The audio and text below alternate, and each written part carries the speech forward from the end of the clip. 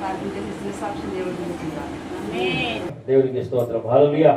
ఉదయా నీ వాక్యము నన్ను బ్రతికించెను, అది నా బాధల్లో నాకు నెమ్మదినిచ్చెను. నీ వాక్యము నా పాదములకు దీపము, నా త్రోవకు వెలుగునైనది అని అన్నాడు. కాబట్టి మరి వాక్యంలోనికి వెళ్ళే ఈ సమయంలో ఆ వాక్యం యొక్క ఉపయోగాలను మనం తెలుసుకోవడం అనేది మనకు ఆశీర్వాదకరం, దీవెనకరం. మరి మనం బాధల్లో ఉన్నప్పుడు, మనం శోధనలో ఉన్నప్పుడు, ఇరుకులో, ఇబ్బందుల్లో, సమస్యల్లో ఉన్నప్పుడు మనల్ని విడిపించగలిగేది, ఫీజు లేకుండా విడిపించగలిగేది ఏంటి? దేవుని వాక్యమే. ఏ ఫీజు కట్టాల్సిన పని లేదు. డాక్టర్ దగ్గరికి వెళ్తే ఫీజు కట్టాలి కదా, కానీ పరమ డాక్టర్ అయిన యేసు ప్రభువు దగ్గరికి మనం వచ్చి ఆ వాక్యమై ఉన్న ఆయన మాటలు మనం వినటానికి ఏ ఫీజు కట్టాల్సిన అవసరం లేదు.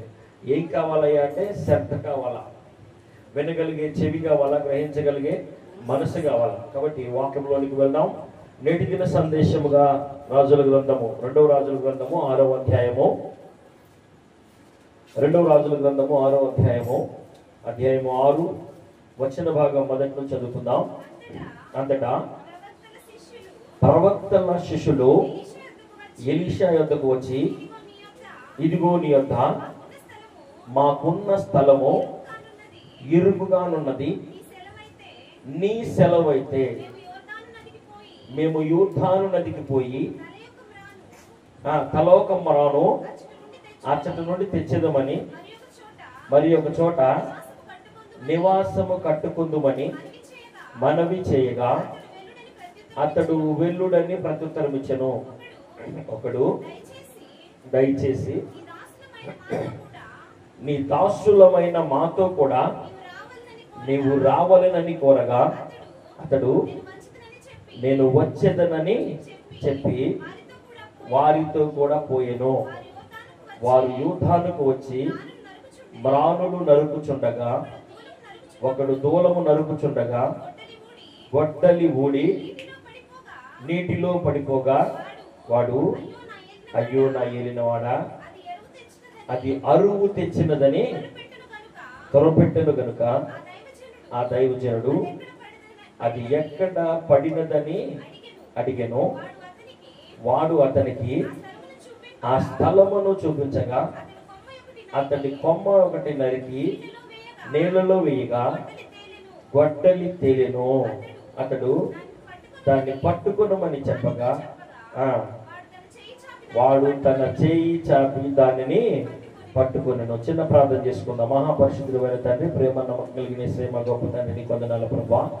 ఈ రాత్రికాల సమయంలో ప్రభా, నీ బిడ్డలమైన మాతో నీవు సిద్ధపరిచిన భోజన పానీయములను మా ఆత్మీయ జీవితాలకు, మా జీవితాలకు అవసరమైన శ్రేష్టమైన, మమ్మల్ని బాగు చేసి మమ్మల్ని స్వస్థపరిచే, మమ్మల్ని స్వస్థ బుద్ధిలోనికి నడిపే నీ అమూల్యమైన శ్రేష్టమైన వాక్కుతో మమ్మల్ని బలపరచడానికి మీరు మా మధ్యకు వచ్చి మీరు నిలబడి మాతో మాట్లాడుచుండగా, వినగలిగిన చెవిని గ్రహించగలిగిన మనస్సును మా ఇళ్ళకి దయచేయమని, చిన్నబిడ్డలు నీ స్వాధీనంలో ఉంచుకున్నామని, ఈ జరగవలసిన ఆరాధనంతయు నీకు మహిమకరంగాను చేరి వచ్చిన మా ఇళ్ళకి ఆశీర్వాదకరంగా జరిగించమని యేసయ్య ఈ శ్రేష్టమైన నామములో స్తుతించి ప్రార్థించి ఈ సమయాన్ని మీ చేతులుగా చెప్పుకుంటున్నాము తండ్రి.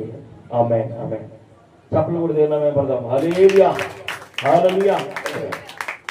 చదువుకున్న వాక్య భాగంలో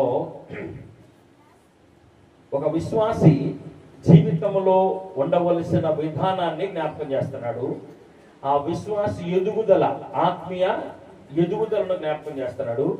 మనందరికీ తెలిసిన భౌతికమైన ఆలోచనతో ఈ వాక్యాన్ని చదివితే ఏమర్థమైందంటే, ఎలీషా దగ్గరికి తన శిష్యులు వచ్చి, అయ్యా నీ దగ్గర ఉండడానికి స్థలం మా అందరికి ఇరుగ్గా ఉంది, ఇప్పుడున్న ఇల్లు కానీ, ఇప్పుడున్న గుడారం కానీ, ఇప్పుడున్న ఏదైనా కానీ, అయితే మీరు సెలవిస్తే మేమందరము కూడా తలోక మ్రాను కొట్టుకొచ్చి మరొక చోట ఇంకొక గుడారం వేస్తాం, అందులో విశాలంగా ఉండొచ్చు అని అడిగారు. సరే, ఆయన ఏమన్నాడంటే వెళ్ళండి అని అన్నాడు. వారిలో ఒకడేమన్నాడంటే, నీ దాసులమైన మేము ఒక మనవి కోరుకుంటున్నాం, మాతో పాటు నువ్వు కూడా రమ్మని కోరుకున్నాడు. నేను వస్తానన్నాడు. ఆయన వెళ్ళారు, అందరు కలిసి వెళ్ళారు. యోర్దాను నది ఒడ్డున వారు కొమ్మలు కొడుతున్నారు. వారిలో ఒకడు దూలాన్ని కొడుతున్నాడు. దూలాన్ని కొడతా ఉండగా వాడి గొడ్డలో పిడి ఊడి పోయి యోర్దాను నదిలో పడింది. ఆ ఆ నదిలో పడినప్పుడు వాడు ఏడుస్తున్నాడు, అయ్యా నేను దీన్ని అరువుకు తెచ్చాను, ఇది వాడికి ఇయ్యాలి, వాడు నన్ను కొత్త మీద కూర్చుంటాడు, కాబట్టి మరి నా పరిస్థితి ఏంటి అని అడిగినప్పుడు ఆయన ఏమన్నాడంటే ఎక్కడ అది జారి పడింది అని అడిగాడు. అది చూపించినప్పుడు ఆయన ఒక కొమ్మ విరిచి దాని మీద వేశాడు, గొడ్డల పైకి తేలింది. ఇదంతా మనము ఏదో ఇల్లు కట్టుకోవడానికి సంబంధించిన వాక్యమేమో అని అనుకుంటారు, అవునా? కాదు కాదు. ఇందులో ఎన్ని దాగి ఉన్నాయో ఈ రాత్రికాల సమయంలో మీ కొరకు ఎన్ని సిద్ధపరిచాడు దేవుడు మీకు జ్ఞాపకం చేయాలని నన్ను బలపరిచిన దాన్ని బట్టి నేను మీకు అందించడానికి ఇష్టపడుతున్నాను. మీరందరూ కూడా వినడానికి ఇష్టపడండి. మొట్టమొదటిగా అక్కడ ఉన్న వచ్చిన భాగంలో మొదటి వాక్యంలో ఏమని రాయబడిందంటే విస్తరించుట. ఏంటంట? దేవుని కృపలో విస్తరించుట. ఇరుకులో ఉన్నవారు విస్తరించడానికి దేవుడిచ్చే గొప్ప వరం అది. ఇరుకులో ఉన్నవారు దేవుని కృపలో విస్తరించడానికి దేవుడు ఏర్పాటు చేసిన గొప్ప వరం అది. వారికి ఉన్న గొప్ప లక్షణం ఏంటంటే, అయ్యా నీ దగ్గర ఉన్న స్థలం మాకు సరిపోటల్లా అంటే వారు విస్తరిస్తున్నారని దాన్ని మనం జ్ఞాపకం చేసుకోవచ్చు. ఇందులో మరొక మన సత్యమైన మాట ఏంటంటే, మనము పాపంలో పడిపోయినా, అతిక్రమంలో పడిపోయినా, లేక మనం బలహీనతల్లో పడిపోయినా, దిగుల్లో పడిపోయినా, లేకపోతే చింతలో పడిపోయినా, ఎలాంటి సమస్యలు, శోధనలు, ఇరుకులు, ఇబ్బందుల చేత మనం కొట్టిమిట్టాడుతూ యోర్ధానులో పడిపోయిన పరిస్థితులు మనం కలిగి ఉంటే వాటిల్లో నుంచి లేపటానికి దేవుడు సమర్థుడని వాక్యం ద్వారా మనల్ని జ్ఞాపకం చేస్తున్నాడు. ఏ విధంగా? అక్కడ వారు వెళ్ళి రాళ్ళు నరుకుచుండగా గొడ్డలు వెళ్ళి జారి ఎక్కడ పడింది? నీటిలో పడిపోయింది. నీటిలో పడిపోయినప్పుడు ఎక్కడ పడింది ఆయన అడిగితే వారు ప్రాధేయపడయ్యా నా గొడ్డలు జారిపోయింది అన్నప్పుడు పడిన చోట ఎక్కడ అని అడిగినప్పుడు ఆ చోటు చూపిస్తే ఏంటంట? ఆ చోటు చూపిస్తే ఆయన ఒక కొమ్మ నిరిచి ఆ నీళ్ళ పడిన చోట వేస్తే కొమ్మ మునిగింది, గొడ్డల పైకి తేలింది. ఇది మనుషులు ఎవరన్నా చేయగలరా? చెప్పండి, మనుషులు ఎవరైనా చేయగలరా?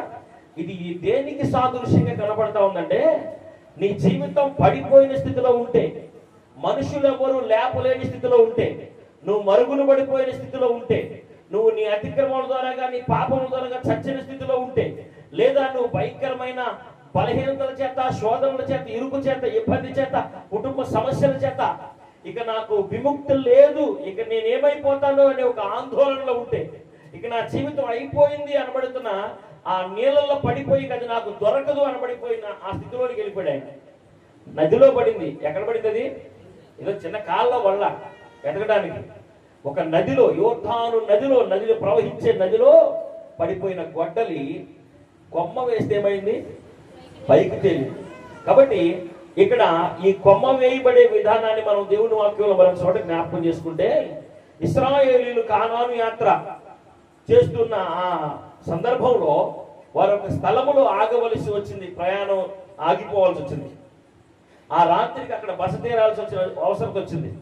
అక్కడ నీళ్లు అన్ని లక్షల మందికి అనేకమైన అవసరతలు ఉంటాయి కదా, వారు అందరికీ నీళ్లు తాగడానికి ఒక చోట నీళ్లు తాగడానికి అక్కడ ఉన్న నదిని బట్టి ఈ నది మనకు సరిపోయింది, ఈ రాత్రికి ఇక్కడ ఉండి సేద తీరి మరి రేపు బయలుదేరదామని మేఘం ఆగింది కనుక వారు ఆగారు.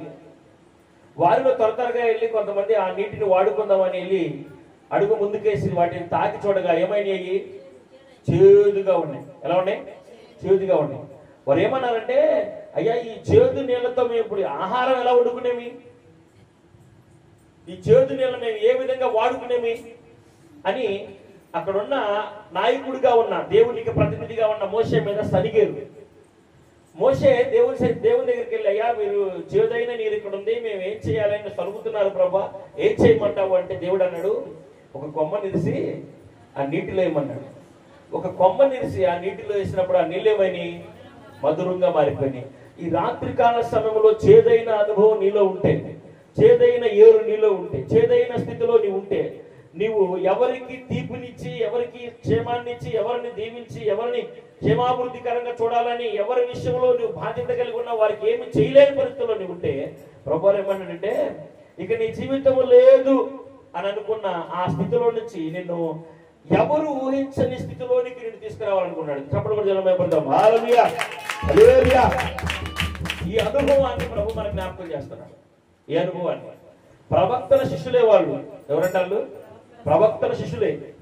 వారు వారి విధేయతను మనకు కనపరుస్తున్నారు. వారి జీవితంలో జరిగి మన జీవితంలో మనం ఉన్న స్థితిని వారు ఉపమాన రీతిగా మనకు జ్ఞాపకం చేస్తున్నారు. అక్కడ వారి గొడ్డల జారి నదిలో పడిపోయింది. ఆ నదిలో జారి పడిపోయిందంటే ఏంటంటే జారి పడిపోయింది.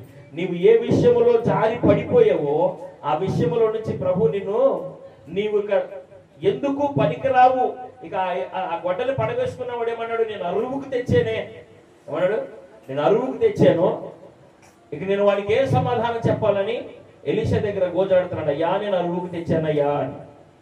కాబట్టి దేవుని వాక్యంలో ఒక మాట రాయబడింది, ఒక ఎదవరాలంట అన్యాయమైన న్యాయాధిపతి దగ్గరికి వెళ్ళి పదే పదే పదే పదే గోజాడుతుందంట.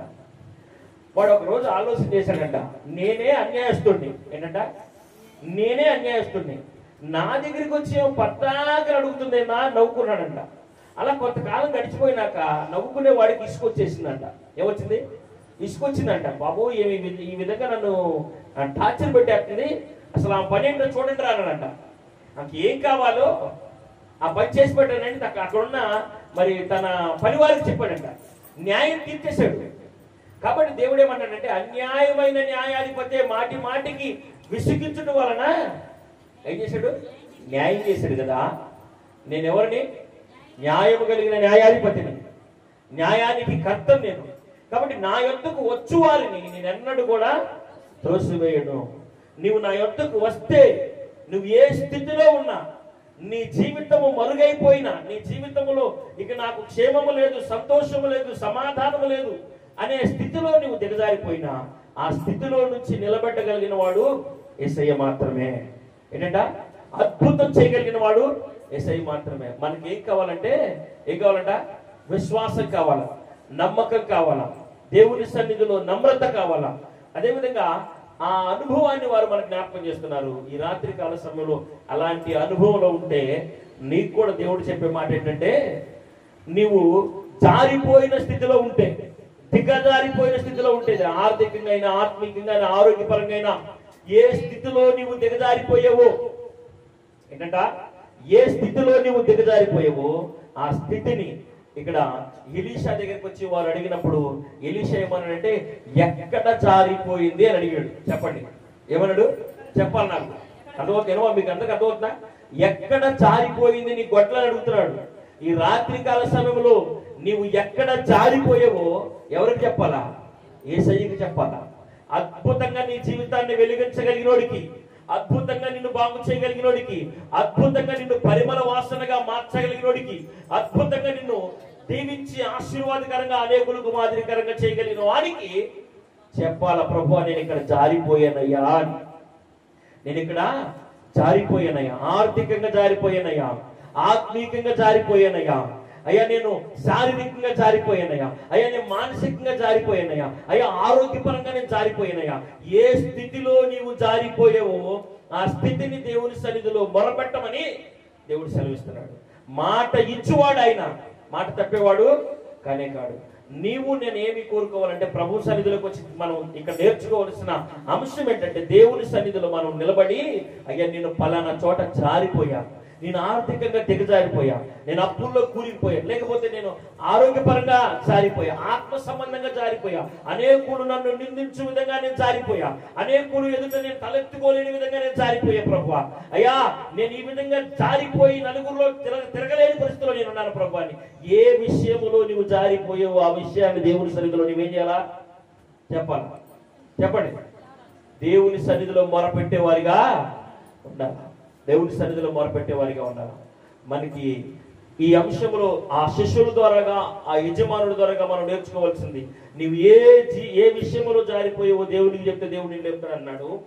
ఇది ఒక మాటగా జ్ఞాపకం చేసుకోనండి. మరొక మాట జ్ఞాపకం చేస్తాం. మొదటి వచనం ఏముందంటే, అక్కడ అయ్యా ఇరుకగా ఉంది, మేమున్న స్థలం ఏముంది, ఇరుకుగా ఉంది. నీ కుటుంబంలో ఇరుకైన పరిస్థితులు ఎదురైతే, ఇబ్బందికరమైన పరిస్థితులు ఎదురైతే, మానసికంగా, ఆర్థికంగా, ఆత్మీయంగా, ఆరోగ్యపరంగా మరి ఏ విధమైన ఇరుకులో నీవు ఉన్నావో, ఏ విధమైన శోధనలో నీవు ఉన్నావో, ఏ విధమైన సమస్యల్లో నీవు ఉన్నావో, అవన్నీ తీసుకొచ్చి ఎవరికి చెప్పాలా? దేవునికి చెప్పాలా. వారు ఎవరికి చెప్పారు? దైవజనుడు చెప్పాడు. దైవజనుడా మేము ఇక్కడ ఉండటానికి స్థలం సరిపోవట్లేదయ్యా, మేమందరము మీరు సెలవిస్తే తలోకం రాను కొట్టుకొచ్చి ఏం చేస్తారంట? తలోక రాళ్ళు కొట్టుకొచ్చి మరొకటి విశాలంగా ఏర్పాటు చేసుకుంటాం. అయితే సెలవిస్తున్నాడు, వెళ్ళిరండి అన్నాడు. వెళ్ళిరండి అన్నాడు. అయితే వారిలో ఉన్న గొప్ప నమ్మకం ఏంటి తెలుసా? వారిలో ఉన్న గొప్ప నమ్మకం మన జీవితాల్లో లేదు. మన జీవితాల్లో లేదు.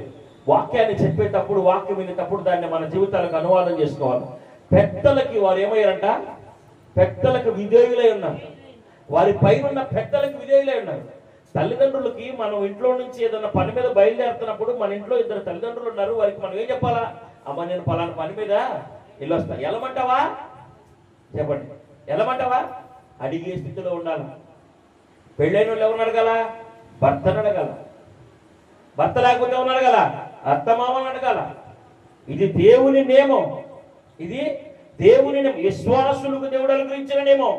నీ తల్లిదండ్రులు ఎలా గౌరవిస్తున్నావో నీ అత్తమామలు ఎలా గౌరవించాలా? నీ తల్లిదండ్రుల కంటే, నీ అత్తమామల కంటే అధికంగా ఎవరిని గౌరవించాలా? నీ భర్తను గౌరవించాలా? యేసయ్యని నేను ప్రేమిస్తున్నాను, యేసయ్యని నేను మహిమపరుస్తున్నా, యేసయ్యని కనపరుస్తున్నా, యేసయ్యని ప్రచురణ చేస్తున్నా, సాక్ష్యాలు చెప్తున్నా, మోకరిస్తున్నా, ప్రార్థన చేస్తున్నా, దశ భాగాలు కానుకలు, ఇవన్నీ కాదు. కాదు కాదు కాదు కాదు. విధేయత, నమ్రత ఎక్కడ? దేవుని సన్నిధిలో, నీ కుటుంబంలో. ఎక్కడ? దేవుని సన్నిధిలో, నీ కుటుంబంలో. ఎవరి దగ్గర శ్రమ తీసుకున్న వాళ్ళు? అయ్యా నా ఏలిన వాడ ఇక్కడ ఇరుకుగా ఉండి వారి అవసరత చెప్పారు. మేము ఎక్కడికి వెళ్ళాలనుకుంటున్నామంటే, నువ్వు సెలవిస్తే మరొక విశాలమైనది ఒక గుడారం వేసుకోవాలనుకుంటున్నావు, నువ్వు అనుమతిస్తావా? సరే పోయి చక్కగా నరుక్కొచ్చుకోండి అన్నాడు. ఇంకొకటి ఏమన్నాడంటే లేచి, అయ్యా మాకు తోడు నువ్వు కూడా రావా? మాకు తోడు నువ్వు కూడా రావా? ఒక ఆయన అడిగాడు. ఏమడిగాడు? అయ్యా నువ్వు రాకపోతే మేము కదలం అయ్యా అన్నాడు. చెప్పండి, ఏమన్నాడు? ఏమన్నాడు? అయ్యా ఈ ఐగుప్తు నుంచి కానానికి వెళ్ళాలంటే నువ్వు రాకపోతే నేను కదలలేదు, ఎందుకంటే మీరు నా మాట వినరయ్యా, వీళ్ళు నా మాట వినరయ్యా అని అడిగాడు. ప్రభువారు ఏమన్నాడు? చెప్పండి, నీకు ముందుగా నేను నడుస్తానన్నాడు. పగలు మేఘస్తంభమై రాత్రి అగ్నిస్తంభమై వారిని అనేకమైన ఆపదల్లో నుంచి సంతోషంగా నడిపించాడు. ఏ ఇరుకు ఇబ్బంది వారికి ఎదురైనా కానీ, ఎలాంటి ఇబ్బందికరమైన పరిస్థితుల్లో వారు నడిచినా కానీ మారాను మధురంగా చేసిన వాడు ఆయన. ఎర్ర సముద్రాన్ని చీల్చిన వాడు ఆయన. నీ జీవితంలో ఎర్ర సముద్రం లాంటి, ఎరుకో లాంటి, యుద్ధాలు లాంటి, మారా లాంటి అనేకమైన శోధనలు, సమస్యలు, ఇరుకులు, ఎలాంటి పరిస్థితుల్లో ఉండా మనుషులు నీకు చేయలేని సహాయాన్ని, రాజులు నీకు చేయలేని సహాయాన్ని, అధికారులు నీకు చేయలేని సహాయాన్ని ఎవరు చేయగలరు? ఏ ఫీజు అడక్కోకుండా యేసయ్య నీకు ఉచితంగా చేయగలరు. కానీ దేవుని దగ్గరికి వచ్చి మనం ఏం కోరుకోవాలి? అయ్యా నేను ఇరుకు పరిస్థితుల్లో ఉన్నానయ్యా. చెప్పండి, నేను ఇరుకు పరిస్థితుల్లో ఉన్నానయ్యా, ఇబ్బందికరమైన పరిస్థితుల్లో ఉన్నానయ్యా, నన్ను ఒకసారి జ్ఞాపకం చేసుకో ప్రభు అని అడగాలా లేదా? కొండ మీద, అమ్మ కొండ మీద పాట పాడమ్మా అంటారు. కొండ మీద ప్రసంగం చేసి ప్రభు అని దిగి వస్తున్నాడు. ఆ కొండ మీద ఎక్కడో రాళ్ళ సొందన, రప్పల సొందన, పొదల సొందన దాగి ఒక కుష్ఠరోగి ఏమన్నాడంటే, ఆయన దిగిరాటం చూసి ఆ సభలోనికి వెళ్ళి, వారి మధ్యలోనికి వెళ్ళి దేవుని వాక్యాన్ని వినటానికి అనుకూలత లేదు కాబట్టి ఆనాడు కాలంలో కుష్ఠరోగుల మీద రాళ్ళు వేసి చంపుతారు జనంలోకి వస్తే, అది అంటువేదని. అలాంటి పరిస్థితుల్లో చాటున ఉండి దేవుని వాక్యాన్ని విన్నాడు. ఏంటంట? చాటున ఉండి దేవుని వాక్యాన్ని విన్నాడు. ఆయనలోని ఆ ప్రేమను, ఆయనలోని ఆ ఆయన ఎందుకు వచ్చాడో ఆ ప్రేమాస్వరూపిని, ఆ ప్రేమాస్వరూపుడు చేయగలిగిన పనిని గ్రహించిన ఆయన ఏమన్నాడంటే, ఆయన దిగొస్తుంటే ఆయన ముందుకు వెళ్ళిపోయాడు. ఆ పొదల్లో నుంచి ముందుకు వచ్చి, ప్రభువా నీకు ఇష్టమైతే నన్ను శుద్ధునిగా చేయమన్నాడా? చెప్పండి, చదివారా? ఒక్క అక్షరమే మనం జీవితాన్ని మార్చేసింది. అక్కడ ఏమన్నాడంటే, నీకు ఇష్టమైతే నన్ను శుద్ధునిగా చేయగలవయ్యా అని అడిగాడు. ప్రభువారు ఏమన్నాడు? నాకు ఇష్టమే నువ్వు శుద్ధునిగా కమ్ము అని తను ముట్టుకుంటే తను ఏమయ్యాడు? ఎగిరి గంతులేసాడు. ఎగిరి మీరు ఇప్పుడు గంతులేసే పరిస్థితులు ఉంటే బిగ్గరగా చప్పలు కూడా చేయడం. జ్ఞాపకం చేసుకోండి, మనం ఎలా ఉండాలంటే దేవుణ్ణి గణపరిచే వారిగా ఉండాలి, దేవుణ్ణి మహింపరిచే వారిగా ఉండాలి. ఏ విధంగా? దేవుని సన్నిధిలో అడిగే వారిగా ఉండాలా, దేవుని సన్నిధిలో అడిగి పొందుకొని సాక్షిగా నిలబడే వారి వల్లే ఉండాలా. ఇంకొక మాట మీకు జ్ఞాపకం చేస్తా. ఈ రాత్రికాల సమయంలో 10 మంది కుష్ఠరోగులు మరొకసారి ఒక సందర్భంలో ప్రభువారికి ఎదురయ్యి, అయ్యా మమ్మల్ని శుద్ధిని చేయబాలని అడిగారు. ప్రభువారు ఏమనంటే, అక్కడ వాడు ఏమన్నాడంటే, ఒక్కడు అయ్యా నీకు ఇష్టమైతే నన్ను శుద్ధిని చేయగలవు అని అడిగాడు. ఈ 10 మంది వచ్చేమో అడిగారు, అయ్యా మమ్మల్ని బాగు చేయవా అని అడిగారు. సరే వారిని ఏమన్నాడంటే, ప్రభు మీ దేహాలని యాజకులు కనపరుచుకోండి, ఎక్కడ ఉంటుంది యాజకులు? ఎక్కడ ఉంటారు? దేవాలయంలో ఉంటారు. దేవాలయం ఎక్కడ ఉంటుంది? ఊరు బయట ఉండిద్దా? ఊరు మధ్యలో ఉండిద్ది. ఏంది ప్రభువా, దేవాలయంలోకి పోయి మా దేహాలను తీసుకెళ్లి యాజకులు చూపిమంటున్నావు, ఈ మధ్యలో జనానికి ఎదురయ్యామంటే ఆ మార్గ మధ్యలోనే ఆ దారిలోనే మమ్మల్ని రాళ్ళతో కొట్టి చంపేస్తారని అడిగారా? చెప్పండి, అడిగారా? అడగల. దేవుణ్ణి నమ్మేటప్పుడు గుడ్డిగా నమ్మేయాలి. దేవుణ్ణి నమ్మేటప్పుడు గుడ్డిగా నమ్మేయాలి. మన తెలివి అక్కడ ప్రదర్శించకూడదు. అందుకనే జ్ఞానులను సిగ్గుపరచడానికి వెరివారిని ఏర్పాటు చేసుకున్నాను అన్నాడు. అందుకని ఆ గుడ్డివారు ఏం చేశారు, ఆ కుష్ఠరోగులు ఏం చేశారంటే పరుగు పరుగున ఎప్పుడైతే ఆయన సెలవిచ్చాడో పరిగెడుతున్నారు. ఎక్కడికి?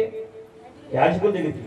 వారు పరిగెడతా ఉండగా యాజకుల దగ్గరికి వెళ్ళకముందే మధ్యలోనే వాళ్ళు శుద్ధులైపోయారు. వారి విశ్వాసం వాళ్ళని బాగు చేసింది. వారిలో ఒకటికి తనకు స్వస్థత కలుగుతాడు చూసి ముందుకు వెళ్ళకుండా వెనక్కి వచ్చాడు. వెనక్కి వెళ్ళి ఇంటికి వెళ్ళిపోయాడా? చెప్పండి, ఇంటికి వెళ్ళాడా? కనపడ్డాడు? మీకు ఎదురయ్యాడా? చెప్పబడతాం అలేరియా ఆలవ్యా ఎక్కడ బావకండి.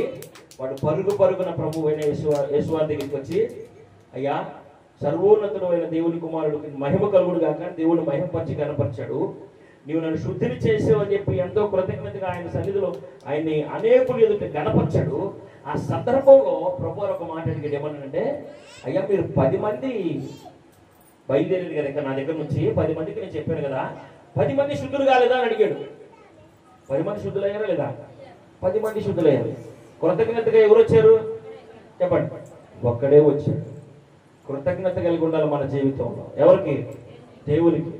ఎన్నో ఆపదల నుంచి, ఎన్నో సమస్యల నుంచి, శోధనల నుంచి, ఇరుకుల నుంచి, ఇబ్బందుల నుంచి నిన్ను విడిపించి నీకు స్వతంత్రత కలుగు చేసిన దేవునికి ఏమై ఉండాలా? కృతజ్ఞత కలిగి ఉండాలా. ఇక్కడ ఈ ఎలీషా దగ్గరికి వచ్చిన ఆ ప్రవక్తల శిష్యులు ఏమన్నారంటే, మేము ఇరుకైన పరిస్థితుల్లో ఉన్నామంటున్నాను. ఈ రాత్రికాల సమయంలో నువ్వు ఎలాంటి ఇరుకైన పరిస్థితుల్లో ఉన్నా కానీ ప్రభు నిన్ను బాగు చేయడానికి, ప్రభు నిన్ను లేవనెత్తడానికి సిద్ధంగా ఉన్నాడు. మనుషులెవ్వరూ చేయలేని సహాయాన్ని దేవుడు తృప్తిలో నిన్ను నిలబెట్టబోతున్నాడు. చప్పట్లు కొట్టి దేవుని హల్లెలూయా హల్లెలూయా. మనకు కావాల్సింది ఏంటంటే దేవుని వాక్యాన్ని నమ్మే స్వభావం కావాలి, వినే చెవి కావాలా, గ్రహించే మనసు మనకు కావాలా. విను మాత్రం వారై ఉండక వినువాటి యందు మరి విశేషమైన జాగ్రత్త కలిగి ఏం చేయాలంట? వినువాటి యందు మరి విశేషమైన జాగ్రత్త కలిగి ఉండాలంట. ఇప్పుడు చెప్పండి, పెద్దల దగ్గర మనం ఎలా ఉండాలా? మన కుటుంబాల్లో మనం ఎలా ఉండాలా? విధేయత కలిగి ఉండాలి. సేవకుడికి విధేయత కలిగి ఉండాలా? సంఘములో ఒకరికొకరు విధేయత కలిగి ఉండాలా? ఒకరికొకరు ప్రేమ కలిగి ఉండాలా? కుటుంబంలో భర్తకు విధేయతగా ఉండాలా? తల్లిదండ్రులకు విధేయతగా ఉండాలా? అన్నదమ్ములకు విధేయతగా ఉండాలా? ఎందుకంటే అవిధేయులైన వారు నీ విశ్వాసాన్ని చూసి నిన్ను బట్టి నీ వెనుక నడిచి దేవుని సన్నిధికి రావాలంటే నీలో ఏం కావాలా? మార్పు కావాలా? ఏం కావాలి? మార్పు. నీలో మార్పు లేకపోతే నీ కుటుంబం మారుమనసు పొందిందా? చెప్పండి, పొందదు. ఇది దేవుని మాట. యోహాను రాసిన మాట ఇది కాదు. ఎవరు రాసిన మాట? దేవుడు పరిశుద్ధాత్ముడు మనతో చెప్పే పరలోక నియమం ఇది. ఏ నియమము? పరలోక నియమము. మనకి పరలోక నియమముగా దేవుడి నియమాన్ని ఇస్తున్నాడు. మనం పెద్దలకు ఎలాంటి విధేయత కలిగి ఉండాలి. మన కుటుంబములో, మన ప్రార్థన, మన దినచర్యలో మనం పెద్దలను ఏ విధంగా గౌరవించాలో ఇక్కడ చెప్తున్నాడు. ఎందుకంటే దేవుని వాక్యం చోట రాయబడింది, స్వేచ్ఛగా తిరుగువాడు, స్వేచ్ఛానుసారంగా నడుచువాడు కీళ్ళలో పడతాడు అన్నది. ఏంటంట? స్వేచ్ఛగా అంటే నాకు ఎవరు కూడా చెప్పడానికి అధికారం లేదని పరిగెత్తబడి చెప్తాడు, కీళ్ళలో పడతాడు. జ్ఞాపకం చేసుకోవాలి. ఆ కీడులో పడకోకుండాలంటే మనం ఏం చేయాలంటే మనము దేవుని సన్నిధిలో అడిగి బయలుదేరాలా. ఎక్కడికి? అడిగి బయలుదేరాలా. నీ జీవితంలో నువ్వు తీసుకునే ప్రతి నిర్ణయం కూడా దేవుని సన్నిధిలో మొరపెట్టి, ప్రభువా, నేను ఈ పని చేయబోతున్నాను, ఈ పని చేయడానికి నీ చిత్తమేనా? నువ్వు నాకు తోడుకు వస్తావా? వినండి. ఏంటంట? అయ్యా, నేను పలానా చోట పని ఉంది, బయలుదేరుతున్నాను, నువ్వు నాకు తోడుకు వస్తావా? పనికే బయలుదేరామయ్యా, కోడూరు వెళ్తున్నామయ్యా కాయలు కొయ్యడానికి. రాత్రి అంతా కాపాడేవు. ఉదయకాల సమయంలో మంచి ఆరోగ్యం ఇచ్చావు, నా పని నేను చేసుకున్నా, బయలుదేరి ఎక్కడికి వెళ్తున్నాను? పనికి వెళ్తున్నాను, నా పొట్టగుడి కోసం, నువ్వు నాకు తోడుగా రావా యేసయ్యా అని అడిగితే ఏం చేస్తానంటే ఏ విపత్తుకరమైన పరిస్థితి నీకు కలక్కోకుండా ఆ రోజంతా నిన్ను కాపాడతాడు. కాబట్టి జ్ఞాపకం చేసుకోవాలా, మన జీవితంలో దేవుని తోడు కోరుకునే వారి వల్లే ఉండాలి. ఎవరిని? యేసయ్యను తోడు కోరుకోవాలా. దేవుని వాక్యాన్ని మనం గైకొనాలా. అందుకని దేవుని వాక్యంలో మొదటిగా మనం ఏం జ్ఞాపకం చేసుకున్నామంటే నీ వాక్యము నా పాదములకు దీపము నా త్రోవకు వెలుగునై ఉన్నది. అంటే నేను ఏ విధమైన మార్గంలో నడవాలో ఆ వాక్యమే చూపిస్తుంది. వాక్యము వెలుగుగా ఉంది. ఆ వెలుగుగా ఉన్న వాక్యాన్ని, ఆ వెలుగై ఉన్న వాక్యాన్ని మనం అనుసరిస్తే చక్కగా దారి చూపించింది. చీకటిలో ఉన్నవాడికి కదా ఎదురు అవసరం. ఈ లోకంలో ఉన్నవాడికి, ఈ సమస్యల్లో ఉన్నవాడికి, శోధనలో ఉన్నవాడికి, ఇరుకులో పొందలో పాపంలో ఉన్నవాడికి ఏది కావాలా? దేవుని వాక్యం కావాలా. వాడు బ్రతకటానికి, వాడు సంతోషంగా సమాధానంగా వాడు జీవించి అనేకుడికి మాదిరిగా, అనేకుడికి శ్రేయభిలాషిగా, అనేకులకు దీవెనకరంగా, కుటుంబానికి దీవెనకరంగా ఉండాలంటే దేవుని వాక్యాన్ని బలముగా పట్టుకొని నడవాలి. ఎలాగా? దేవుని వాక్యాన్ని చేపట్టుకొని నడిచేవారిగా ఉండాలి. ఇక్కడ ఈ రాత్రికాల సమయంలో ఈ ప్రవక్తల శిష్యుల ఆ ప్రవర్తన ద్వారా మనం నేర్చుకోవాల్సిన ప్రవర్తన ఎంతైనా ఎక్కువగా ఉంది. ఇది విశ్వాసుల్లో కానరాకపోతే వారి జీవితాలకు ఆశీర్వాదం ఉండదు, నెమ్మది ఉండదు, సంతోషం ఉండదని దేవుని వాక్యం సెలవిస్తా ఉంది. ఈ ప్రవక్తలు, అయ్యా మాకు ఇక్కడున్న స్థలము సరిపోవటం లేదు, మేము మరొకటి వేసుకో, మంచి సంతోషం వెళ్ళండి. అయితే మాతో పాటు రావా? రాబట్టే కదా వారికి ఆపద వచ్చింది. ఆపదల నుంచి ఆయన విడిపించింది. ప్రభు నీతో రాకపోతే ఏమవుతే? శోధనలో పడతావు, సమస్యల్లో పడతావు, ఇరుకుల్లో పడతావు. నీవు పడిన గుట్టలో నుంచి నిన్ను లేపేవారు ఎవరు? ఉండరు. ఉంటారా? మనుషులు లేపలేరు. ఎంత బలవంతుడైనా అపవాది పడేస్తే లేపగలరా? లేపలేరు. ఎవరు లేపగలరు, ఎవరు క్షేమాభివృద్ధిని కలుగు చేయగలరంటే యేసయ్య మాత్రమే. ఏంటంట? యేసయ్య మాత్రమే.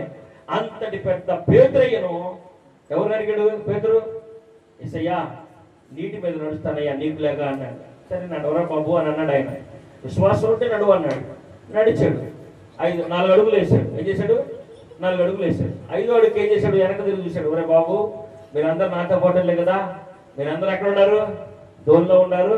నేను ఎక్కడున్నాను? చెప్పండి. రై చెప్పు, ఎక్కడున్నాను? నేను నీళ్ళ మీద ఉండా. నా విశ్వాసం చూడు, నన్ను చూడు, నా సోకు చూడు అన్నాడు. 5వ అడుగు ఇంకా ఏమయ్యాడు? అధపాతాళానికి దిగిపోతున్నాడు. సముద్రం అట్టడికి వెళ్ళబోతున్నాడు. ప్రభువా జారిపోయానయ్యా. ఏంటంట?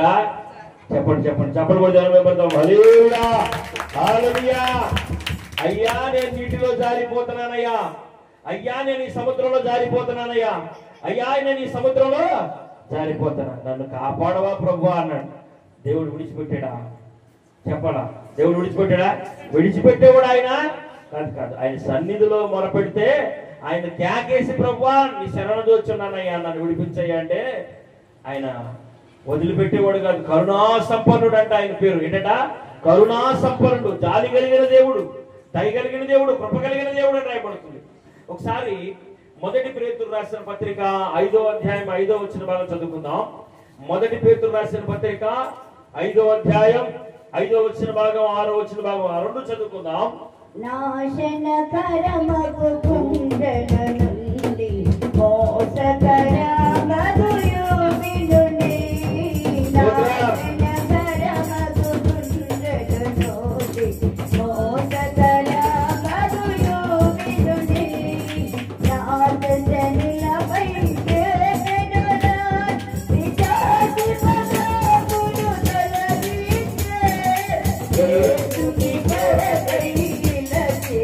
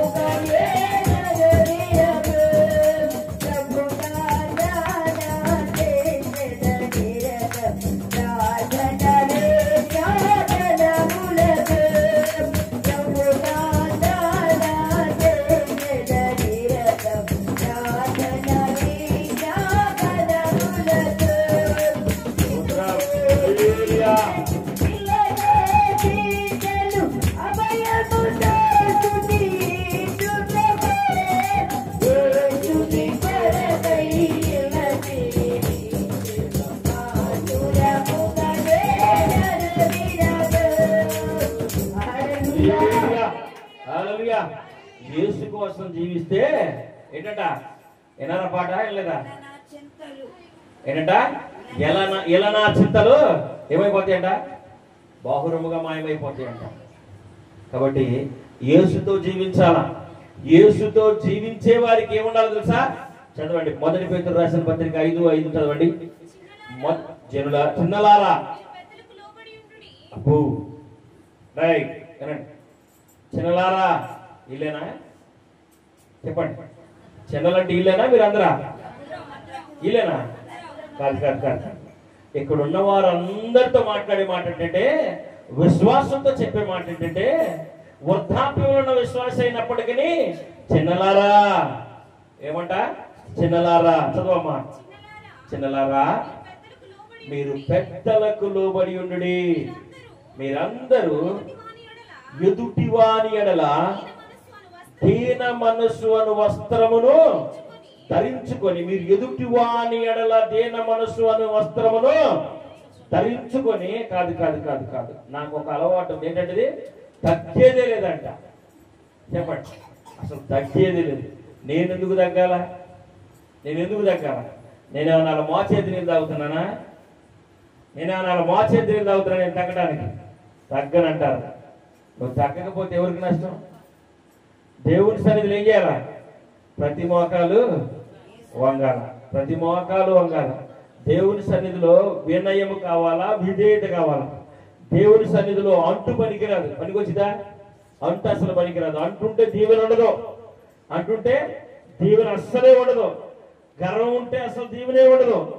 చెప్పండి, గర్వము, అంటు ఇలాంటివని మనం దేవుని సన్నిధిలో ఉండి అవి కనుక మనం ధరించుకుంటే దీవెన ఉండదు, ఆశీర్వాదం ఉండదు, నెమ్మది ఉండదు, సుఖం ఉండదు.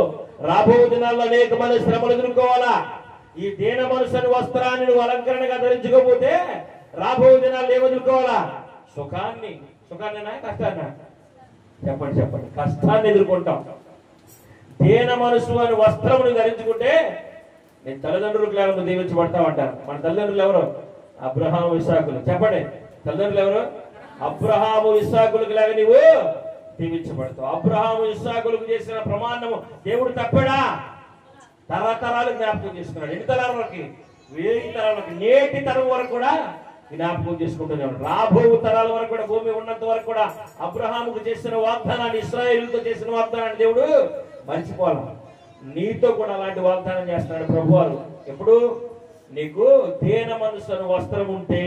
చిన్నలారా, మీ పెద్దలకు లోబడి ఉండండి. తప్పేముంది ఇందులో? లోబడితే చెప్పాలా? తల్లిదండ్రులకు లోబడాలా లేదా? భర్తకు లోబడాలా లేదా? భార్యను ప్రేమించాలా లేదా? లోబడే సమస్య లేదు. అంటే ఇక్కడ దీన్ని నెరవేర్చే వ్యక్తిగా నువ్వు లేనంటే ఒక పరలోక నియమం. ఏంటంటే పరలోక నియమం, పైన పరమకు సంబంధించిన నియమం. ఇది ఆత్మగా దేవుడు ఇచ్చాడు మనకి. చిన్నలారా, మీ పెద్దలకు లోబడి ఉండండి. అత్తమామలకు లోబడండి.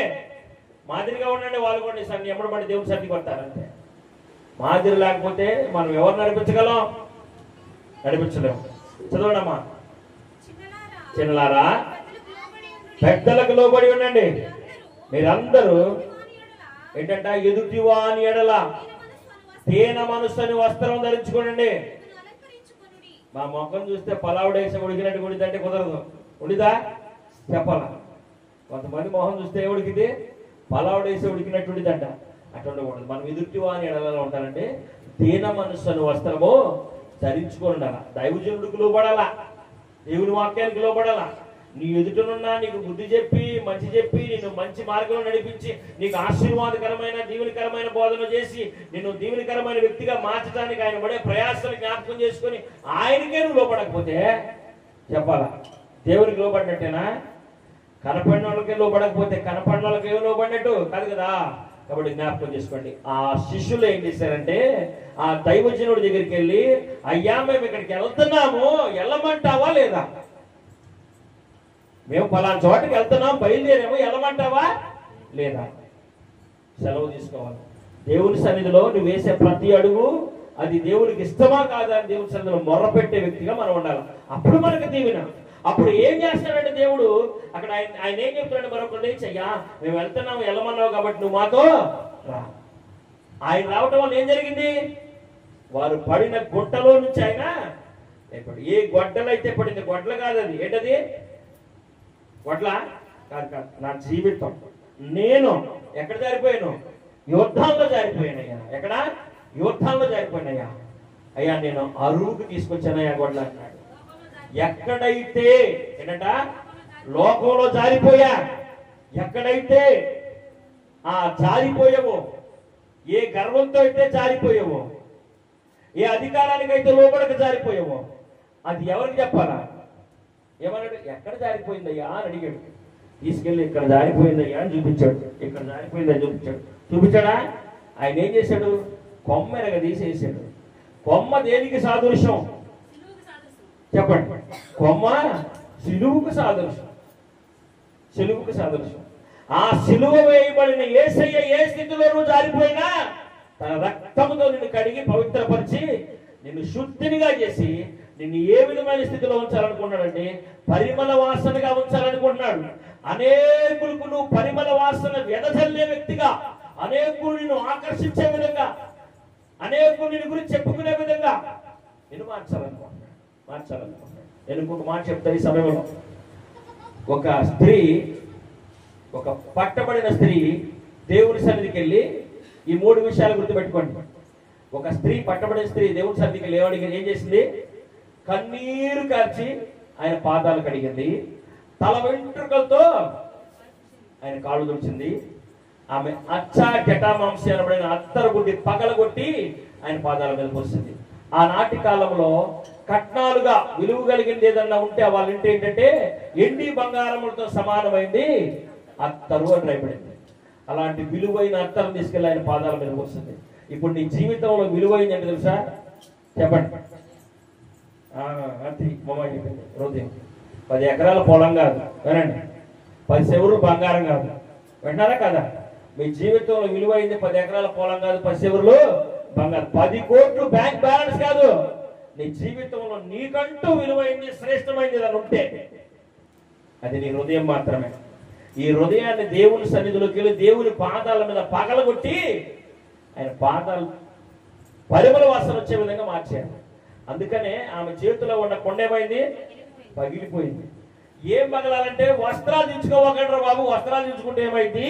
మళ్ళీ గుట్టించుకోలేరు, చింపుకోవలసింది మీ హృదయాలు అని అన్నాడు బైబిల్ గ్రంథంలో. చెప్పలేదా? మీరు చింపుకోవలసింది మీ హృదయాలను.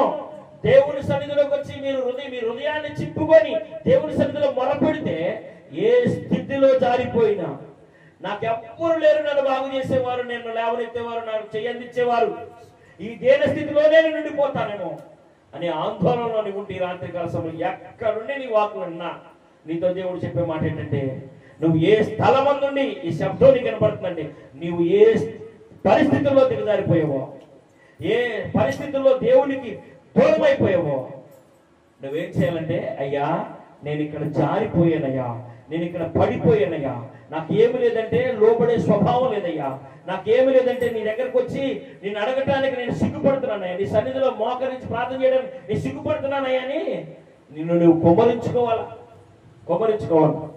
అయ్యా నన్ను లేవనెత్తు ప్రభు అని. అయ్యా అయ్యా అయ్యా అన్న పేతులు వదిలిపెట్టాడు దేవుడు. చెప్పండి. చేయిపట్టి కొంచెం చేయిపట్టి ఆయన లేపి నిలబెట్టి సంఘం మీద బండ మీద సంఘాన్ని కట్టే పరలోకపు తాళవ చెవులు, అనేకమైన విలువైన బహుమానాలు, విలువైన బాధ్యతలను ఎవరికి ఇచ్చాడు? ఆ నీటిలో నుంచి లేపిన పేతురికే ఇచ్చాడు. పరలోకపు తాళవ చెవులు పేతురు చేతిలో ఉంటాయి అన్నాడు ప్రభువు. కాబట్టి నిన్ను ఆ స్థితిలో దేవుడు ఉంచాలంటే నీకేం కావాలంట? మొట్టమొదటి నీ ఉన్న స్థితిని దేవునికి చెప్పాలి. అయ్యా నేను ఇరుకులో ఉన్నానయ్యా, విశాలమైన వానిగా, అంటే నేను సంతోషంగా ఉండటానికి నేను ఫలానా పనికి బయలుదేరి ఫలానా విషయంలో ముందడిగేయాలనుకుంటున్నానయ్యా, అది నీ చిత్తమైతే చెప్పయ్యా. ప్రభు చిత్తమే సరే కానీ అన్నాడు ప్రభు. అయ్యా నేను ఒక్కనే నడవలేను కానీ నాతో నువ్వు రా ప్రభు అనాల. దేవుణ్ణి మహింపరిచేవారిగా, దేవుణ్ణి గణపరిచేవారిగా మనం ఉండాలి. ఈ మనోహరమైన దినాల్లో దేవుడు మనకి ఏమి ఇచ్చాడు దాన్ని చెప్పడానికి మనకి ఏం కావాలా? ధైర్యం కావాలా? ధైర్యం ఉండాలా? ప్రభువుని ఎప్పుడైతే ధైర్యంగా మహింపరచగలమో, ఎక్కడ మహింపరచాలా? ప్రతి జనములోనూ. జనానికి కాదు భయపడేది, ప్రతి జనములోనూ ఎవరికి భయపడాలా? దేవునికి భయపడాలా. ప్రతి జనములోనూ ఆయనకు భయపడి ఆయన ఎదుట నీతిగా నడుచుకుని వానిని ఆయన అంగీకరించును అని రాబడుతుంది దేవుని వాక్యం. అంగీకరించును. తన ఐశ్వర్యము చప్పున ప్రతి వాని అవసరతలు తీర్చును అన్నాడు. నీ దేవుడైన యెహోవాను ప్రతి జనములో నీవు గణపరిస్తే, మహింపరిస్తే, నీ దేవుడైన యెహోవానే సేవించిన ఆయన నీ ఆహారమును నీ పానీయమును దీవించును, నీ మధ్య నుంచి రోగమును భారవేరును అని దేవుని వాక్యం సెలవిస్తా ఉంది. నీవు దేవుడిని మహింపరిచే వ్యక్తిగా ఎక్కడ ప్రతి జనములో కూడా జనాన్ని కాదు మహింపరిచేది. ఏంటంట? జనాన్ని కాదు మహింపరిచి దేవుని సన్నిధిలోకి వచ్చి జనం వైపు చూడకూడదు, దేవుని వైపు చూడాలా. జనం వైపు చూడకూడదు, లోకం వైపు చూడకూడదు, ఇతర స్నేహాల వైపు చూడకూడదు, దేవుని వైపు చూడాలి. ఇంకొక మాట చెప్తామనండి, నేను చెప్పి వాక్యాన్ని ముగిస్తా. మనకు చాలా కార్యక్రమాలు ఉన్నాయి. దేవుని వాక్యం నన్ను పదే పదే చెప్పమని చెప్తుంది. ఇక్కడ మనం చెప్పుకుంటుంది ఎలీషాని గురించి. ఎవరి గురించి? ఎలీషాని గురించి. ఎలీషా ఎంత నమ్రత కలిగి, ఎంత విశ్వాసం కలిగి, ఎంత విధేయత కలిగి తన గురువైన ఎవరైనా ఏలియా దగ్గర ఏం చేశాడు? శిష్యవేకం చేశాడు, లోబడ్డాడు, విధేయత కలిగి ఉన్నాడు. ఆయన ఎంత విధేయత కలిగి ఉన్నాడు, ఎంత బాధ్యత కలిగి ఉన్నాడు. ఎంతో మంది శిష్యులు ఉన్నారు, వాళ్ళందరూ వదిలిపెట్టి వెళ్ళిపోయారు. వదిలిపెట్టి వెళ్ళిపోయారా? ఆపద వచ్చిందేమని భయపడి దాక్కున్నారు, అక్కడ ఆగిపోయారు. కానీ ఎలీషా, అయ్యా నువ్వు ఎక్కడుంటే నేను అక్కడ ఉంటానని చక్కగా నడిచి వచ్చాడు. కానీ అతని జీవితం ఏమైంది తెలుసా? చివరికి ఏలియా ఎట్టబడేటప్పుడు నా యుద్ధ నుంచి ఏమైనా కోరుకుంటున్నావా, నాకు చాలా నమ్మకంగా ఏం చేసి ఏంటంట, నాకు నమ్మకంగా పరిచయం చేసావు, పరిచారకుడుగా నాకు ఉన్నావు కనుక ఉంటే నీకు ఏదైనా ఇయ్యాలనుకున్నాను. ఏం కావాలంటే ఎండి బంగారాలు నాకేం వద్దు, కానీ నీవు ఈ భూమి మీద బ్రతికినంత కాలం ఎన్ని అద్భుతాలు చేసావు దేవుని కొరకు, నేను 2 పాళ్ళు చేయాలనుకుంటున్నాను. ఎన్ని పాళ్ళు? 2 పాళ్ళు చేయాలనుకున్నాను అన్నాడు. నేను మరలా నీకు కనపడితే ఆ కార్యం జరుగునన్నాడు. సరే, ఎట్టబడ్డాడు, ఇద్దరు వేరు చేయబడ్డారు. అగ్నిరథం వచ్చింది, ఏలియా తీసుకెళ్ళింది. ఏలియా కనపడ్డా ఏం చేశాడు తెలుసా? వస్త్రాలు చెప్పింది, తన హృదయం చెప్పి, అయ్యా నేను ఎంత విధేయతగా ఉన్నానయ్యా నీకు తెలుసా, ఎంత బాధ్యతగా, ఎంత విధేయతగా నన్ను నేను దేవుడిగా నీకు పరిచయం చేశాను అయ్యా, నాకు కనపడవా ఏలియా దేవుడా అని రొమ్ము కొట్టుకున్నాడు. ఏలియా దుప్పటి అతని మీద పడింది. ఏలియా బతికొండగా ఏలియా బతికొండగా 7 అద్భుతాలు చేశాడు. ఎన్ని చెప్పండి? 7 అద్భుతాలు చేశాడు. అయితే తర్వాత ఎలీషా ఎన్ని చేయాలా? 14 చేయాలా? ఎన్ని చేశాడు? 13 చేశాడు. బాగా వినండి చెప్తా. ఎలీషా బ్రతికొండగా 13 చేశాడు. బ్యాలెన్స్ ఆగిందా లేదా చెప్పండి? ఏమడిగాడు దేవుడిని? నువ్వు ఎన్ని పాళ్ళు చేస్తే నేను 2 చేయాలన్నాడు. 2 పాళ్ళు చేస్తానని దేవుని దగ్గర వరం అడిగాడు. దేవుడు వరం ఇచ్చాడు. బతికొండగా ఎలీషా ఎన్ని చేయగలిగాడు? 13 మాత్రమే చేయగలడు. ఒకటి బ్యాలెన్స్ అయిపోయింది. అయితే ఒకటి ఎలా సంపూర్ణమైంది తెలుసా? చెప్పబడి ఎలీషా చనిపోయాడు. 13 అద్భుతాలు చేసి దేవుని కొరకు చనిపోయాడు. అతను ఒక స్థలంలో పాతి పెట్టారు. అయితే ఆ పాతి పడిన స్థలంలో కొంతకాలానికి ఘోర యుద్ధం జరుగుతుంది. ఆ యుద్ధం జరిగేటప్పుడు ఒకటి శవాన్ని పూడ్చిపెట్టడానికి ప్లేసు లేక ఇక్కడ ఇప్పుడు సమాధి ఉంది, ఈ సమాధిలో వేద్దామని అనుకున్నారంట. తువ్వారంట. ఆ సమాధిలో శవాన్ని వేశారంట. ఎప్పుడైతే ఆ ఎముకలు గుడికెళ్ళి ఈ శవం తగిలిందో వాడు దిక్కులే చెబుతున్నాడు. ఎముకలు గుడికి దగ్గర శవం దిక్కులు లేచి, నువ్వు ఎక్కడ అడుగు పెడితే అక్కడ దేవుడు మహిమను చూడాలంటే నువ్వే స్థలం గురించి, ఎవరి గురించి, ఏ కుటుంబాన్ని గురించి, ఏ బంధువు గురించి, ఏ రక్త సంబంధికుడి గురించి, ఎవరి గురించి అయితే నువ్వు ప్రార్థన చేస్తావో వారికి విడుదల కలగాల. ఏం కలగాల చెప్పండి? ఏం కలగాల? విడుదల కలగాల.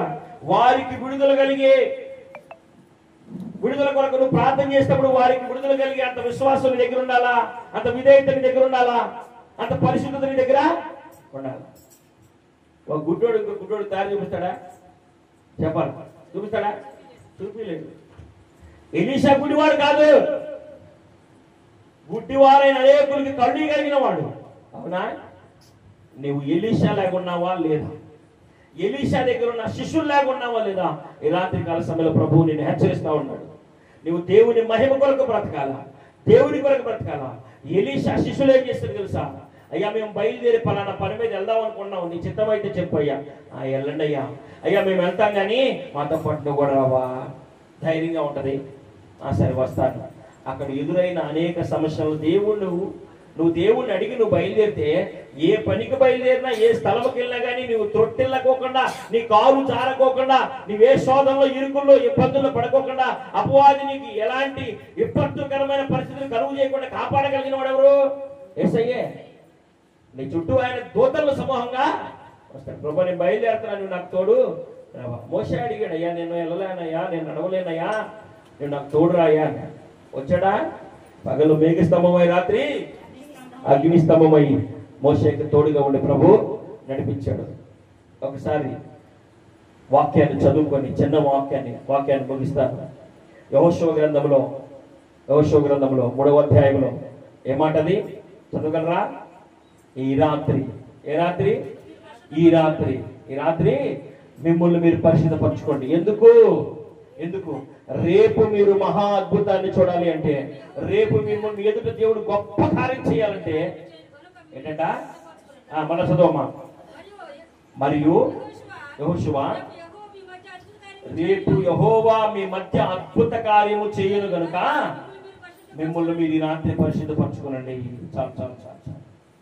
ఈ రాత్రికాల సభలో దేవుడు నీకు చెప్పే మాట ఏంటంటే, నువ్వు ఏ స్థలములో దిగజారిపోయి, ఏ స్థలములో నీవు అవమానం పొంది, ఏ స్థలములో నీవు బలహీనమైన వ్యక్తిగా, ఏ స్థలములో ఫలభరితమైన లేని వ్యక్తిగా, ఆర్థికంగా, ఆత్మీయంగా, ఆరోగ్యపరంగా, దాంపత్యపరంగా ఏ స్థితిలో నీవు బలహీనమైపోయినా కానీ ఆ స్థితిలో నుంచి నిన్ను లేవనెత్తగలిగిన దేవుడు ఏమంటాడంటే, ఈ రాత్రి నీవు దేవుని ఎదుట నిన్ను పరిశుద్ధపరచుకుంటే రేపు నీవు మహా అద్భుతాన్ని చూడగలవు. రేపు నీ ఎదుటున్న ఆ ఇరుకోని నేను కూల్చివేస్తా. నువ్వేం చేయవసరం, నువ్వు నిమ్మలంగా ఉండి చూస్తా, నన్ను మహింపరచంతే, నన్ను స్తుతించంతే, నేను నీ ఎదుటనున్న అనేకమైన మెట్టలను సరాలం చేయవాడిని, మారాను మధురంగా మార్చగలిగిన వాడిని, ఎర్ర సముద్రాన్ని చేర్చగలిగిన వాడిని, యోద్ధాన్ని చేర్చగలిగిన వాడిని ఈ రాత్రికాల సమయంలో ప్రభు నీతో మాట్లాడుతూ ఉన్నాడు. నీ ఎదుటనున్న సమస్య ఏదైనా, శోధన ఏదైనా, ఇరుకు ఏదైనా, ఇబ్బంది ఏదైనా, తలెత్తుకోలేని పరిస్థితిలో నీకు తారవిన్నా కానీ, తాసవినా కానీ, ఎదురైనా కానీ వాటన్నిటిలో నుంచి విడిపించగలిగిన వాడు ఈ రాత్రికాల సమయంలో నీకు అభయం ఇస్తున్నాడు. ఈ రాత్రి నేను నువ్వు పరిశుద్ధపరచుకుంటే రేపు నేను నీ ఎదుట గొప్ప మహా అద్భుతాన్ని చేసి నిన్ను ఉన్నతమైన స్థితిలో, చెప్పండి, ఇప్పుడున్న స్థితిలో నుంచి ఉన్నతమైన స్థితిలోనికి తీసుకెళ్తానని. వారు ఎక్కడున్నారు? యుద్ధానికి అవతల ఉన్నారు. దేవుడు ఆశీర్వదించిన భూమి ఏంటి?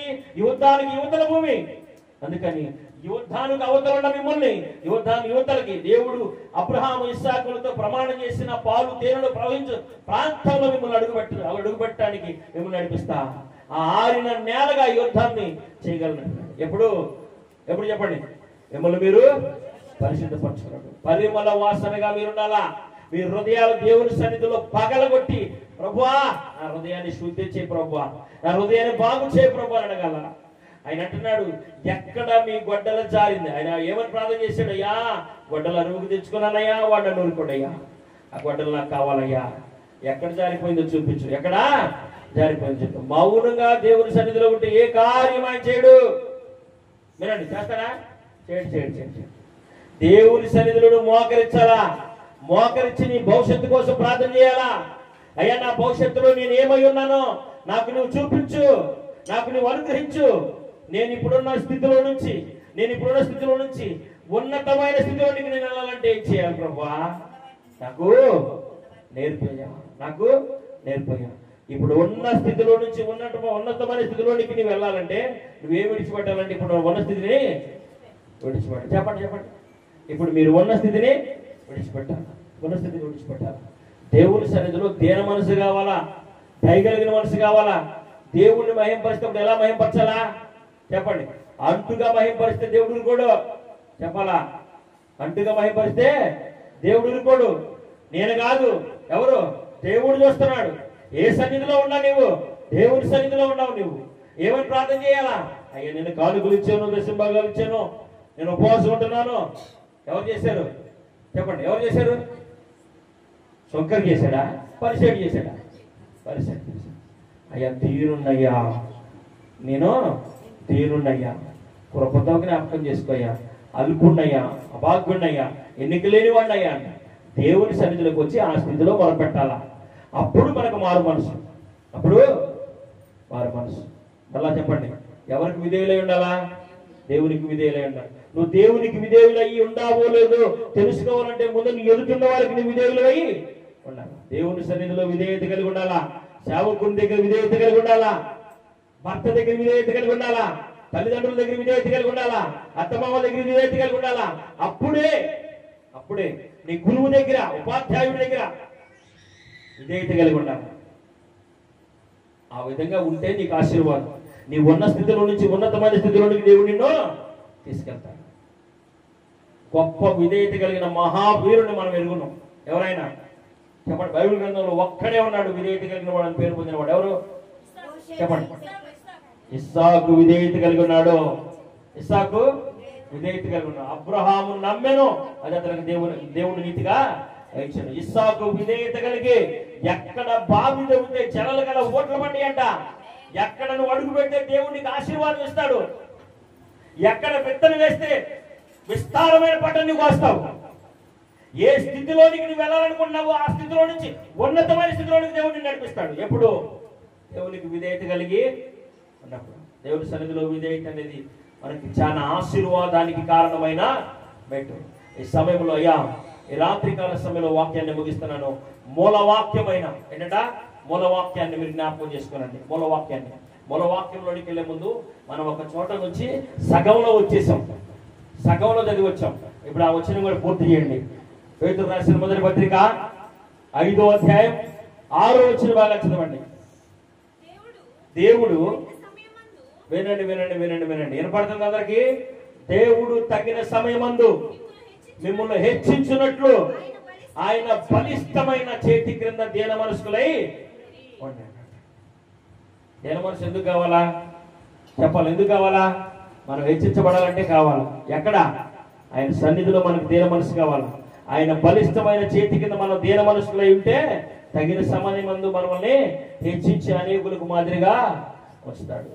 ఎవరికి బాగా దీన మనసు కలిగి ఉందంటే, ఇస్సాకు దీన మనసు కలిగి తగిన సమయమందు ఆశీర్వదించబడటానికి మొట్టమొదటి విధేయత కలిగిన వాడు ఇస్సాకు అని చెప్పుకోవచ్చు. నరమాత్రుడు, మనలాంటి రక్త మాంసంలో కలిగిన వాడు. అతనికి కూడా పౌరుషం ఉంది. అతను కూడా ధనవంతుడి కొడుకే. చెప్పాలా ఏంటంటే, ఎవరి కొడుకు? పేదవాడి కొడుక. నీకంటే 1000 రెట్లు ధనవంతుడి కొడుకు. 1000 రెట్లు.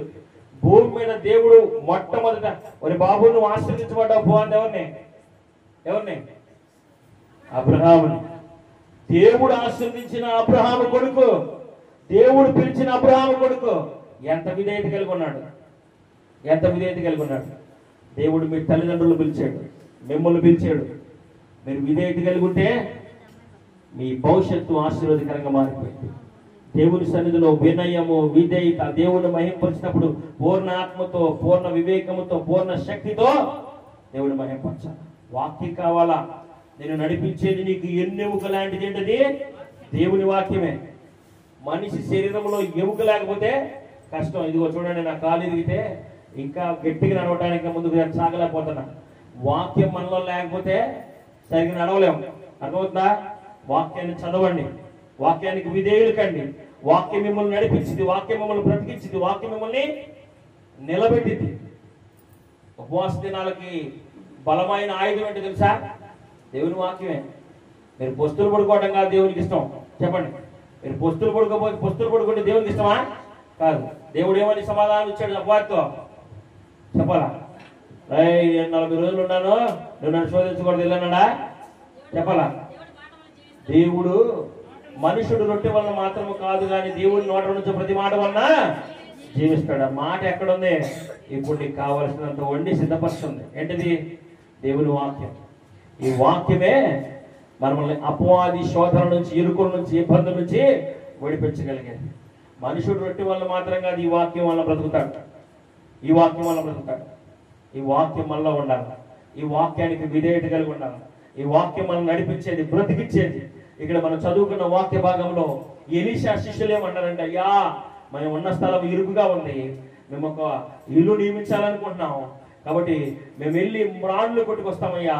యోర్దాన్ నది ఒడ్డుకెళ్ళి తలోక రాణులు కొట్టుకొస్తాం, తలోక మొద్దుని, దూలాన్ని, వాసాలని, దూలాలని ఇటన్నిటిని కొట్టుకొస్తాం. పంపిస్తావా? నీకు ఇష్టమేనా? నాకు ఇష్టమే, పోయిరా, కొట్టుకొచ్చుకో, మంచిది. ఇంకొకటి అన్నాడు, ఏమంటాడంటే, అయ్యో నీ ఇష్టమని వెళ్ళమన్నావు కానీ నేను ఒక్కడే పోను కానీ నువ్వు నాకు తోడు రా. ఇది కావాల ప్రార్థన. అయ్యా నేను మనుషుల్ని నమ్మలేనయ్యా, రాజులు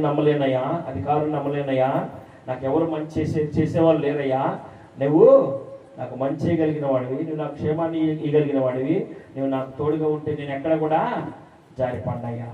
ఒకవేళ జారిపడ్డావు అనుకో, అయ్యా నేను ఆర్థికంగా జారిపోయి దిగజారిపోయి ఉన్నానయ్యా, నా కుటుంబంలో నేను భయంకరమైన సమస్యల్లో ఉన్నానయ్యా, ఆర్థికమైన ఇబ్బందులు నన్ను చుట్టుముట్టినాయి అయ్యా, ఆర్థికమైన ఇబ్బందులు నన్ను చుట్టుముట్టినాయి అయ్యా అని నువ్వు దేవుడి సన్నిధిలో ప్రార్థన చేస్తే ఆయన ఐశ్వర్యం చెప్పును నీకు ప్రతి అవసరత తీరుస్తాను అని అన్నాడు. ఒకవేళ బలహీనతలు, ఒకవేళ శోధనలు, ఇరుకులు, ఇబ్బందులు, ఆర్థికంగా ఆత్మీయంగా ఆరోగ్యపరంగా మానసికంగా భౌతికంగా నువ్వు గొప్ప స్థానంలో ఉండలేని పరిస్థితిలో ఉంటే, నీవు ఊహించిన స్థానం కంటే ఉన్నతమైన స్థానంలో నిలబెట్టగలిగిన వాడు ప్రభువైన యేసుక్రీస్తు వారు. ఆయనకు విధేయత కలిగి ఉండాలి. ఆయన సన్నిధిలో అయ్యా నేను ఇక్కడ దిగజారిపోయానయ్యా, ఏమన్నాడు, అయ్యా గొడ్లు ఎక్కడ పడిపోయింది, వడ్లే ఎక్కడ పడిపోయింది, అయ్యా అయ్యా ఎదిగో ఇక్కడ పడిపోయింది అయ్యా. ఒక కొమ్మ నరికి అక్కడ వేసాడు. కొమ్మ నీళ్ళ మునిగిద్దా, గొడ్ల మునిగిద్దా? ఏది బరువు? గొడ్లే బరువు కదా, గొడ్లే బరువు. ఆ గొడ్ల పైకి వచ్చిందా రాలేదా? నీ జీవితం ఇక పైకి రాలేదు అని నువ్వు అనుకుంటే, నీ జీవితం అనేకులు ఎదుట నేను తలెత్తుకొని నిలబడగలను, దేవుడి వాగ్దానాన్ని పొందుకోలేనేమో అనే పరిస్థితులు ఉంటే నీ నమ్మకం నేను ఇంట్లో పెట్టుంది. ఎవరి మీద ఉంచాలి నమ్మకం? చెప్పండి ఎవరి మీద ఉంచాలా? దేవుని మీద ఉంచాలా, దేవుని వాక్యం మీద ఉంచాలా. దేవుని వాక్యం నిన్ను బ్రతికించింది, నీ బాధలో అదే నీకు నెమ్మది కలుగు చేసింది. కాబట్టి ఈ రాత్రికాల సమయంలో ఉపవాస ప్రార్థనలు కొనసాగించిన మనతో ప్రభు ఏమంటాడంటే, ఆయన వాక్యం మనల్ని బ్రతికించింది. యేసయ్య మనకు మాదిరిగా చెప్పలేడు, మనుషుడు రొట్టె వల్ల మాత్రమే కాదు కానీ దేవుడి నోటి నుంచి ప్రతి మాట వలన జీవించు. ఇంత నిన్ను జీవింపజేసే వాక్యం నీ దగ్గరికి వచ్చింది. ఇప్పుడు దాకా మాట్లాడింది ఏంటి? నిన్ను జీవింపజేసే వాక్యం, నిన్ను ఆశీర్వదించే వాక్యం, నిన్ను స్వస్థపరిచే వాక్యం, నేను బాగు చేసే వాక్యం, నిన్ను ఇసోపుతో కడిగి హిమము కంటే తెల్లగా మార్చి దీన మనసును చక్కని వస్త్రాలు, అందమైన సౌందర్యమైన నీకు చక్కని వస్త్రాలు దేవుడు కుట్టి తీసుకొచ్చాడు. ఆ వస్త్రాల పేరేంటంట? దీన మనసు అను వస్త్రాలు. ఈ దీన మనసు అను వస్త్రాలు విశ్వాసి ధరించుకోకపోతే వికారంగా కనపడుతుంది. ఎలా కనపడుతుంది? వికారంగా కనపడుతుంది. వాక్యాన్ని ముగిస్తున్నాను. దేవుడు మీ జీవితాల్లో ఎన్నో అద్భుతాలు చేశాడు, ఎన్నో ఆశ్చర్యకరంగా చేశాడు. నేను ఎరుగుదును మీ జీవితాల్లో చేసిన కార్యాలు ఊహించలేని కార్యాలు. మీరు చేసే ప్రార్థన ఎంతో పోరాట పటిమ కలిగిన ప్రార్థన చేస్తారు ఇక్కడ ఉన్న వారంతా. అందుని బట్టి నేను సంతోషిస్తున్నాను. అన్ని జనుల మధ్య మీరు పడిన శ్రమలు, నిందలు, అవమానాలు, శోధనలు, ఇరుకులు, ఇబ్బందులు నేను అన్ని ఎరుగుదును. అయితే దేవుడు ఏమంటాడంటే, మీరు పడిన ప్రయాస వ్యర్థము కానీ ప్రభువునందు మీరు ప్రయాసపడ్డారు. మీ ప్రయాస వ్యర్థం కాదు. మీ పిల్లల ఆశీర్వాదాన్ని చూస్తారు, మీ పిల్లల పిల్లల పిల్లల పిల్లల ఆశీర్వాదాన్ని చూస్తారు. నమ్మిక మాత్రం ఉంచు. ఏంటంట? నమ్మిక మాత్రం ఉంచు. ఈ రాత్రికాల సమయంలో ప్రభువు చెప్తున్నాడు, నీ కుటుంబంలో, నీ బంధువుల్లో, నీ రక్త సంబంధికుల్లో ఎవరైనా ఆర్థికంగా, ఆత్మీయంగా, ఆరోగ్యపరంగా దిగజారిపోయిన పరిస్థితిలో ఉంటే వారి కొరకు నువ్వు ప్రార్థన చెయ్యి. వారిని ఉన్నతమైన స్థితిలోని దేవుడు నిలబెట్టి తనను మహింపరచుకోవడం కొరకు యేసయ్య తనను తాను మహింపరచుకోవడం కొరకు నీకు ప్రతి అవసరతను తీర్చేవాడిగా ఉన్నాడు. అటు వారి సన్నిధిలో మనం ఉన్నాం కనుక మనం ప్రార్థన చేద్దాం. రేపు మనం ఆశీర్వాదాన్ని చూడాలి, రేపు మనం దీవెన చూడాలంటే ఈ రాత్రికాల సమయంలో మనల్ని మనం బాగు చేసుకునే వారిగా, మనల్ని మనం పరిశుద్ధపరచుకునే వారిగా ఉండాలి. తల వంచండి. దేవుడి వాక్యాన్ని దీవించి ఆశీర్వదించి మన వినికిడిలో మనకు సంపూర్ణమైన ఆయురోగ్యాలు, ఆర్థికంగా, ఆత్మీయంగా, ఆరోగ్యపరంగా ఆయన విస్తరింప చేయునుగాక. ఆమేన్. తల వంచండి, ప్రార్థన చేసుకుందాం.